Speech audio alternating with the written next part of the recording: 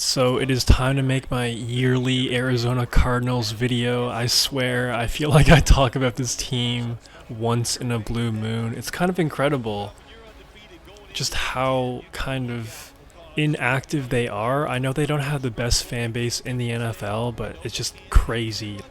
Like, I've talked about the Browns a lot over the past year, even the Saints and the Panthers from time to time, but it's crazy. Like, the Cardinals aren't even like a bottom feeder franchise right now. They're kind of like outside of the playoff bubble, but it's just kind of nuts to think about how kind of irrelevant they are, sadly.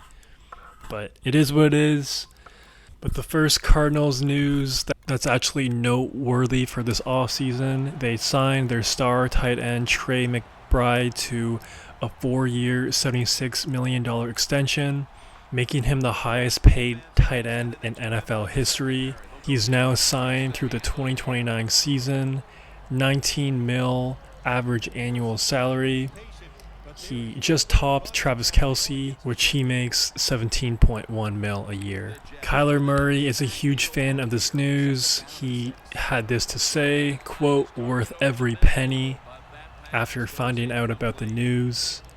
And yeah, man, he's only 25 years old, was taken in the second round in the 2022 draft, and he's been a stud for a hot minute now, and it's hard not to like this move. I love this move a lot, and that's the thing about Arizona. They don't really have a lot on their roster right now, so to lock up arguably the best player on their roster just makes a lot of sense, and it's really kind of hard to hate on this, man. Let me know if you agree with me and if you agree with Kyler Murray, or do you not like this move at all? Do you think he's overpaid?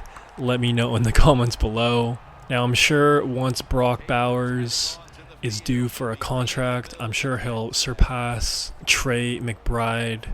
Not only because Brock Bowers might be a little bit better than Trey Mcbride, but also because the reality is the salary cap increases every year just because of the popularity of the NFL. That's why every single offseason you always see the headline, highest paid, etc., in NFL history. Each offseason is a new time for teams to make history with these insane rich deals. I actually just read a bunch of comments on the contract extension. A lot of people are kind of questioning it just because Trey Mcbride does not get into the end zone a lot. But man, I know most people don't watch the Cardinals play, but if you do actually watch Arizona play, Trey Mcbride is different. He's a beast. Is he the best tight end in football?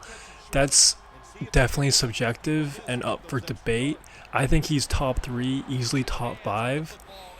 But for all the people saying, 2 touchdowns for 76 mil, I'm telling you, this guy is a unit, and it's a good move. But if you're one of those people, let me know in the comments below. I'd love to hear your kind of side to it. Now, as far as Arizona goes, like I mentioned, I feel like they've had a pretty quiet offseason. I feel like every offseason they're really quiet. But there were some rumors about Kyler Murray potentially being on the trade block going into this offseason, but there's really been no talk of that at all, which I'm kind of surprised. If you're an Arizona Cardinals fan, let me know how you feel about Kyler Murray. I've talked about him a long time ago, probably a year ago, but I just feel like I've seen enough from Kyler. I feel like every single season, he always has an amazing start to the regular season. And then once it's crunch time, once it's November, once it's December, he slowly starts to fall off. Even if you take a look at this past season, the Cardinals were kind of like a pretty competitive team, and they were right there at the end of 2024. They almost made it to the playoffs. It's just Kyler's game dramatically fell off the past 6 weeks, and I just feel like that's been a trend for the majority of his career. And if anyone forgets, the one time they made the playoffs was against the LA Rams, and that was probably one of the most embarrassing NFL playoff games I've ever seen. If you don't remember that game, look it up on YouTube, check it out. I just That was just a brutal all-time low performance. A lot of people, like myself, clown on Lamar Jackson and Dak Prescott not being playoff performers, but man, that one time Kyler made it to the playoffs, it was just like, just got steamrolled. Like, it was just insane how ugly that game was.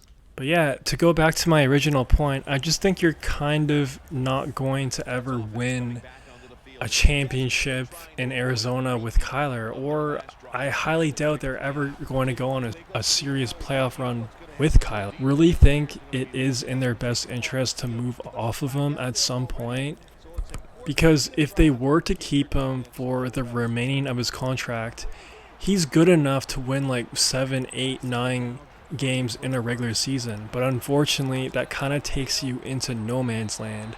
Like, you're never going to have a top 5 pick if you have Kyler Murray for a full NFL regular season. And I just feel like if Arizona actually wants to get back to being a relevant franchise and actually wants to compete for championships again, they need a franchise QB. And throughout Kyler's career, there was obviously a lot of controversy with his character and his leadership skills and whatnot. Of course, there was this big meme of Kyler Murray being obsessed with Call of Duty. I'm sure he has improved his leadership skills to a certain extent, but I just think overall he's probably not the best leader in the NFL. And that's just such a critical trait if you actually want to compete for championships. Like, the quarterback has to be the dude on the team. He has to be the guy that everyone loves. It's just the way it works, man.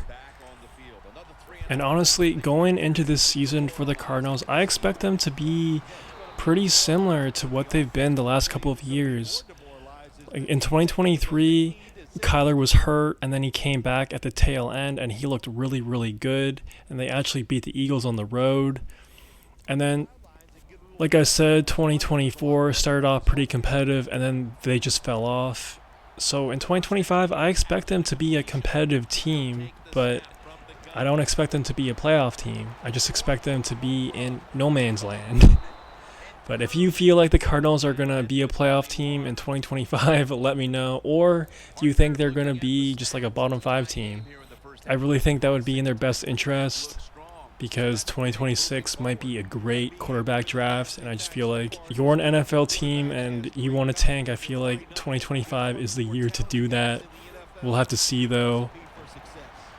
But yeah, man, let me know if you like this contract extension. If you made this far, please subscribe and like the vid. It'd help out your boy a ton. That's all I got for right now. Peace.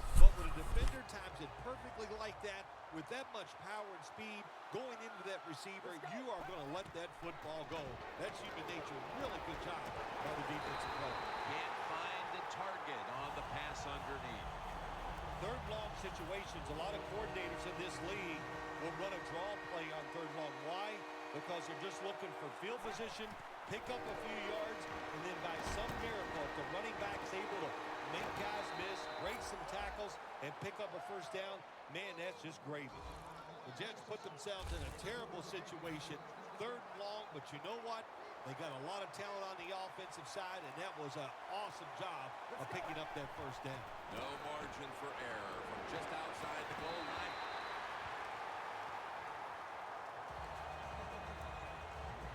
Failing to complete that one, so second down here.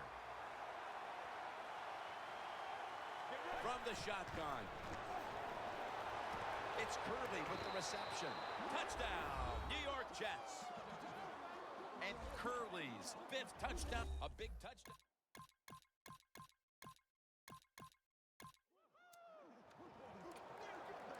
The Jets offense taking the field again. They got everything they could out of that last possession, Phil. That was a solid touchdown drive. Yeah, just look at them, Jim. The way they run onto the field, you can see they're exuding confidence. When you got a confident football team, man, let them go and let them play. And we've reached back now at what is one of the oldest stadiums in the NFL, Ralph Wilson Stadium. Jim Nantz, Phil Simms, Danielle Bellini for the beginning of the third quarter. The Jets come out to open up the second half, and they were hitting on all cylinders in the first half, Phil. Yeah, be smart here in the second half, Jim. When you start out, just find out what the defense is thinking, and once you get a feeling about what they're going to do, then you start taking some chances. That's what you want to do. Just get a first down, especially when you're on top. Keep the clock moving. Keep the defense guessing. Make them react instead of attack. The catch is made by Decker. Decker's brought down after picking up 11 on this play. The Jets, they never back off. That first down, they got a small lead here in the second half. What are they looking to do? They're looking to march this football down the field and score. Alfred Morris lined up in the backfield. Got drilled as he throws it.